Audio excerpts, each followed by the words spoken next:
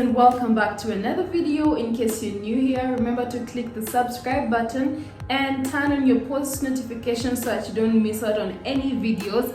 And welcome to the family. If you are a returning subscriber, welcome back. How have you been? So today we are going to do a relationship Q&A. I have a bunch of questions on my phone and I'm just going to group them into categories so that I don't end up repeating them. Question number 1. What does a healthy relationship look like? I think a healthy relationship is where there's mutual respect, there's enough communication, and most importantly, there's mutual love, because you don't want to be in a relationship alone, and most people are in relationships alone and they don't even know. So if the other person is not reciprocating the same energy, then that is not a healthy relationship. If you're not getting back the same energy that you're putting in, that is not a healthy relationship. And question number 2, how to get out of a toxic relationship. So first of all, we need to establish what a toxic relationship looks like. One of the things that show that you're in a toxic relationship is if you find yourself having to apologize for everything. If you find that every time there's a disagreement, it always comes back to you and you find yourself having to apologize. Sometimes I understand people apologize for their peace. People are like, you know what? I'm not wrong. This is not about me being wrong or right. I'm going to apologize for the peace. But then it gets to a point where the other person never admits they are wrong. The other person never admits that they are imperfect and they could make a mistake sometimes. So you find yourself having to apologize every time someone does something bad. And even if they do something bad to you and you can see it, it's evident. They have that reverse psychology that they use on you, and they make it feel like if you hadn't done ABC, they wouldn't have done E, F, and G. And so it's up to you to apologize because it's your fault they did what they did. Now, that is a toxic person. You don't want to be involved with such a person. Also, when achievements become competitions, you're not supposed to be happy for each other, and they stop supporting you. You tell them something that you're working on, something good, and then they try to bring you down. They try to make you feel like you cannot do anything for yourself. There's nothing good that can ever come out of you. That person is very toxic, and it could be a romantic relationship. It could be your boyfriend, your girlfriend, it could be your sister, it could be your relative, it could be anyone. Yeah. So this is not entirely about boyfriend, girlfriend, husband, wife, or that kind of thing. It could be anyone, and they don't want to see you well. They don't want to see you better yourself, and they do it in such a way that they show you that on your side. They're telling you, oh my God, no, that is hard. Why are you doing that? It's hard. You will not manage. You will never make it. They make it seem like they're correcting you, but without kindness, without sensitivity. That is a toxic person. So here is one major thing that a toxic relationship has. If you find yourself having to cut off your friends, your family members, because you have to spend time with your partner, that is a toxic relationship. Run for your life. Yeah. If you have a partner and they're not very comfortable with you having friends of the opposite sex, especially. Now, I get it. Sometimes friends of the opposite sex can be a problem to your relationship. You cannot be entirely sure about their intentions. If you find your partner constantly telling you to get rid of your friends, even your female friends, if you're a girl, even your female friends, or your friends, because they feel like it should be about them. Everything should be about them. You should spend time with them. So if you find yourself not spending time with your friends, not spending time with family because you have to be with your partner, and it's because of them that you're doing that, that's not very healthy. That is not very healthy.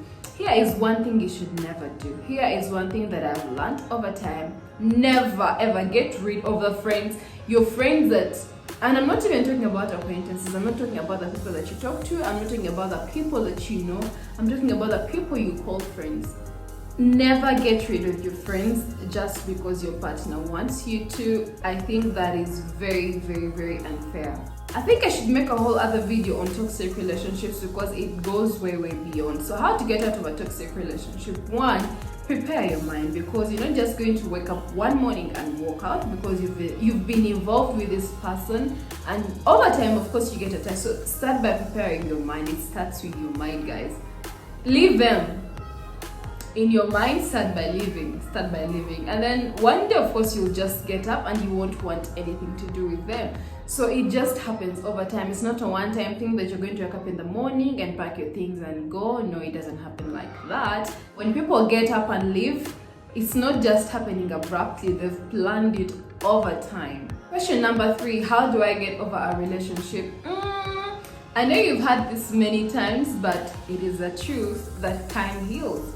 Time heals all wounds, so just give yourself time, and one morning you will wake up and want nothing to do with them. You won't miss them, you won't be thinking about them, you won't want nothing to do with them, you won't even want to know what is going on in their life. So just give yourself time. Time heals wounds. Question number 4, what is your idea of an open relationship? My idea of an open relationship is when you both are allowed to see other people. When you're in a relationship with someone, but then you're both allowed to see other people, which I wouldn't advise, but people have their reasons for doing it, which is okay, but that is my idea of an open relationship. Question number 5, how can I build trust in my relationship? So there's no manual to this. I'm not going to say do A, do B, C, D in order to build trust. Trust is built over time and is lost just in a second. So try to be honest with your partner about everything. Or if you're keeping something, just make sure when they find out, it's not going to break them. So don't keep a very, very dark secret from your partner. Just be honest with them. That is how you're going to build trust in your relationship, and vice versa. So don't lie to each other. Lies, they don't yield. Lies don't yield any good. So just be honest about everything. Yes, it is possible for you to be honest about everything. I know someone is thinking, no, Digna, you cannot let someone know everything 102%. You might not let someone know 102%, but just make sure that what you're keeping is not something that is going to dismantle everything that you've built once the person finds out. Question number 6, how do you make a long distance relationship work? I don't know.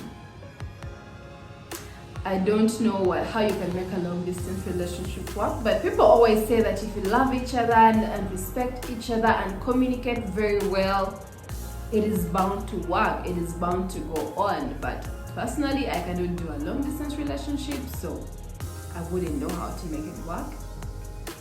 Maybe when I get there and I'm making it work, I will know, but for now, I really have no clue.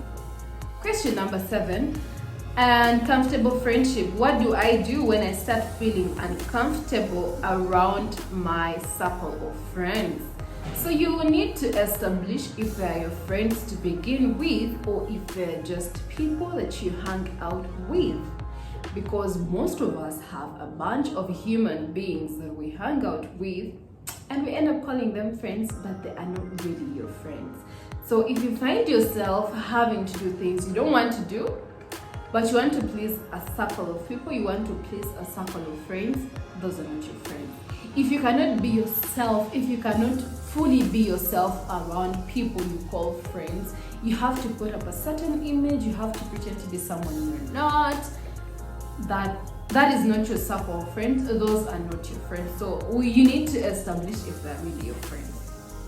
If they're your friends, you're going to be your authentic self. You're not going to try to be something that you're not just to please them, especially to please them. So you're going to try to be your authentic self. If you're not being your true self and you know it, those are not your friends. So I suggest you find a better circle of friends. This is harder than it seems. It's easier said than done, because some of us have friends for different things, or people we talk to, or acquaintances for different things. You have people that you work with on something, and those, you know them like that. You have people that you study with, and those are like that. You have people that you go to hangout places with, and those are like very, very different circle of friends. So if you find that these friends are friends of friends, or you go to school with them so you cannot avoid them, you can just try to stick to purpose. If it's class and you're out of class, you just leave, and go do your thing. It's all about standing up for yourself and knowing what you want.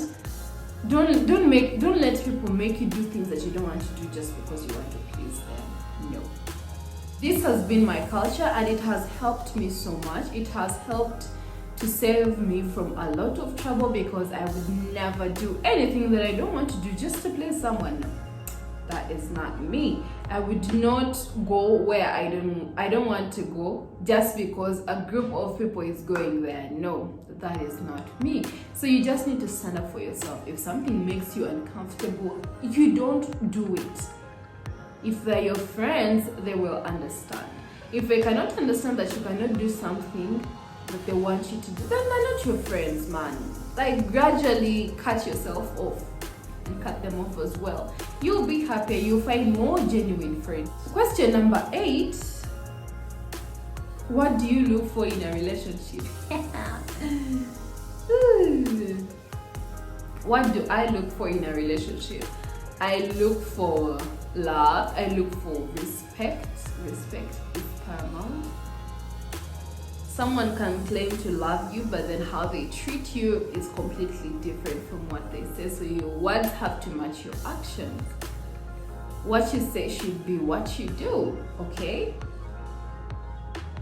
Yeah, respect, honestly, and ample communication, because you don't want to be in a relationship where you feel like you do not know your partner, because you never talk about things, you never discuss anything, so you feel like you don't know them. So the person should really be able to express themselves and talk about things freely. So ample communication, respect, love, and support is what I look for in a relationship. Question number 9 is a really interesting one. Do you think people fall in love because the right person has arrived, or because the timing is right, regardless of the person? I need to read this again. Do you think people fall in love because the right person has arrived? Yes, I think so. Or because the timing is right, regardless of the person? I think people fall in love because of the person, because it's the right person and not the right timing. Because you could be at a point in your life where you're ready, you feel like you're ready, you're like, oh my god, if I meet someone today, yeah, like I'm ready to give it my all, I'm ready to do this and that. But then you meet people and you're like, no. You meet people and you're like, no. You go on dates and you meet people and you're like, nah, this is not it. But you could be at a point in your life where you're like, you know what, I'm going to focus on myself. It's going to be all about me. I'm going to focus on my career. I'm going to focus on whatever I'm doing. I'm not into relationships right now. I'm not about meeting someone. And then you meet someone and they're the right person. And they're the right person and you're like, oh my god, I have to be here. I have to either be here or nowhere else. So I think people fall in love because the right person has come, regardless of the time. They say timing can screw things up, but I don't really think so. I don't exactly think so. You could be at a point in your life where you're not interested in meeting someone whatsoever, and then the person shows up like, here I am. And you're like, you know what? You're welcome. Come, let's do this. So I think really people fall in love because the right person has come and not the right time, because there's honestly no right time. There's honestly no right time for things. But as long as the right person is there, then it makes the timing seem right. Question number 10. What is your idea of a perfect date? My idea of a perfect date is where you go and you absolutely have no expectations. So you just want to go and meet this person and talk about nice things, talk about each other, get to know each other, without absolutely any expectations. It's a date that I go to without any expectations. Like, you know what, I'm just going out to have fun, I'm just going out to meet someone new, to have a normal conversation. Those ones always end well. Why am I sounding like I've been to a couple of them? No, I haven't. I'd be lying. But just don't have expectations. Just be open-minded, be a freelancer, have no expectations, and you're going to have the best. But if you have expectations A, B, C, and D, and then they are not met, you're definitely going to be frustrated. Question number 11. Have you ever asked a guy out on a date? No, I have never. Yeah, I just haven't. I've never felt the need to, so I haven't done it. Question number 12. What is the most important lesson from your past relationships? The person really said relationships with an S, guys. Anyway, what I've learned from my past is that every time you meet someone new, please leave your past behind. Don't carry your past into your future because it's going to be very harmful. It's not healthy at all. So leave your past behind. Every time you meet someone new, please and please, these people had nothing to do with what happened to you before. So don't put the blame on them, okay? And do not lower your standards, guys. One thing I've learned is that you should not lower your standards for anything or anyone, because at one point there's going to be that someone who exactly matches your standard. And I know it sounds crazy or unbelievable, but I've seen most of my friends, and I keep telling them this. They keep saying this and this and this and this. They keep complaining, and I'm like, what? Oh, I almost said their names. And I'm like, what? There's going to be someone who is going to come and treat you right. There's going to be someone who will come and treat you exactly how you expect them to. So do not lower your standards for anyone. Oh my God. And stop thinking that people will change. People don't change. It's like 1 out of 10 times that people actually change for the better. So do not lower your standards for anyone. There's going to be someone who will come and treat you exactly how you want to be treated. And you will be thankful you did not lower your standards for anyone. I cannot even stress this enough. Do not lower your standards for anyone, because there's someone out there meant for you, someone specific meant for you.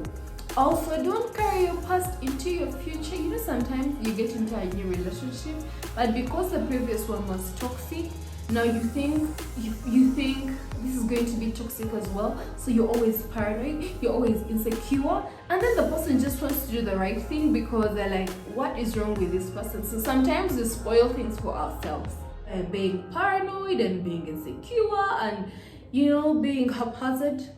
Give it your all, guys. Always give it your all. And people call it clowning, but it's not clowning. Okay, I'm not telling you to go to the point where you're honestly clowning, because if you're clowning, then you know it that you're clowning because you're not getting back the same energy that you're putting in. But if you're getting back the same energy that you're putting in, honestly, always give it your all. If things don't work out, because there's no guarantee to anything in life, if things don't work out, you will walk out a very satisfied person knowing, you know what, I gave it my all. Things just didn't work. Things just couldn't continue to go on. And you move on to the next chapter. A happy, fresh, better person with better lessons. You've learned your lessons and you do not repeat the same mistake. And then question number 13. What is a deal breaker for you in a relationship? Bad manners. Just some manners are intolerable. So bad manners. Selfish people, people who always want things to be about them all the time. It can get to a point where you're like, no. It gets so draining and so straining, and you just want out. So bad manners, selfish people, inconsiderate and insensitive people, that is a deal breaker for me. Question number 14, and it's the second last question. How do you know your relationship is over? By the time you start thinking this, by the time you start having such thoughts and ideas, then it's probably over. But here is how you know that your relationship is over. First of all, the person's behavior changes. And I'm speaking for women right now because, I know women best, but I also know what men do. So let me first speak for girls. Let me first speak about what females do. What a girl does is that she's going to cut you off from her mind to start with. She's going to stop thinking about you as often as she probably normally does. She's going to stop returning the same energy. She will reply a text when she wants. She will pick up a call when she wants. She will meet you when she feels like. Just know she's, trying to get rid of you. So pack your bags and leave. Pack your bags and run. One thing I know for sure is that by the time she tells you she wants nothing to do with you, it's been months of her, leaving you mentally, emotionally, and then the physical comes last. So she's like, you know what? I'm out. Bye, boy, bye. Bye-bye. See you. So that is what girls do. That is what females do. And I know what men do. I also know what men do. So here is how to tell that a guy is getting rid of you. And I know this because I have male friends and they tell me what they do. They will start behaving badly. Because I don't know why it is hard for a man to actually, get up and say, this is over, I want nothing to do with you. For most of them, it is very hard. Especially if there's nothing drastic that's making them, make that decision. If they just don't love you anymore and they want nothing to do with you anymore, they're thinking, you know what, I think she's not the one, I think this is not it. But then the girl is behaving in a certain type of way that would make them feel guilty if they broke up with her over nothing. It might seem like it's nothing, but there's really a reason. So he will start doing things that you don't like. He will start not picking your calls or not replying your texts, so that you become mad and you become very angry and you're like, you know what? I'm out. Bye. I'm leaving. And then you'll be like, at least I didn't have to do it. At least it wasn't me. But good riddance. Bye. Bye. So that is what men do. So if you see him, behaving like that, just know he wants you out, and save yourself the embarrassment of, clowning. Because that is when the clowning starts. If you can tell that someone wants nothing to do with you, but you still stick around, you're trying to show them, I can handle this, we can work through this. If you find yourself having such a mindset, just know it's time for you to pack your bags and leave and go, okay? And the last question is, what important lesson did a close relative teach you? Okay, so I think I was way younger, and it's my brother who taught me this.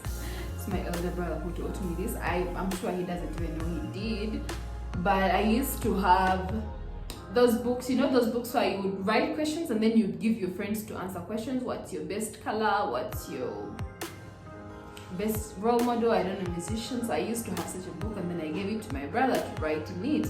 And I had put a question about one lesson in life, like your life lesson or something. We were very young. I even got amazed at how he knew something like that.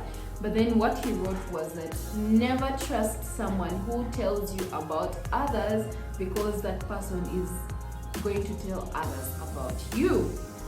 And that has stuck with me. That has stuck with me all my life. So that being said, if you come at me and you have information about someone, you're like, oh my god, Tina, can you believe what so and so did? A, B, C, E, F, G. I'm going to listen. I am going to listen, and but trust me, I'll never tell you anything about myself. This is why I exactly don't tell people about myself. No one. Because the fact that someone comes up and tells me someone else's secrets, in my head I'm like, they trusted you with this information that you're giving me.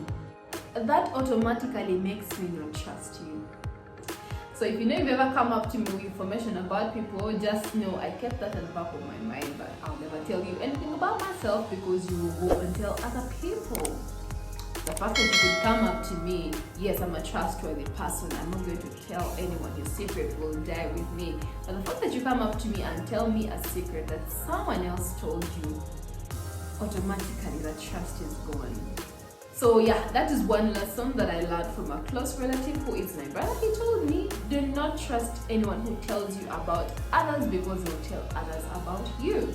And that is it for today's video. It's been a very funny video to film. I hope you enjoyed. Please, if you have any other questions, you can leave them down in the comment section, and I'll probably make another video or answer you in the comment section. But yes, remember to like, comment, share, and subscribe. And I'll see you in my next video. Bye bye.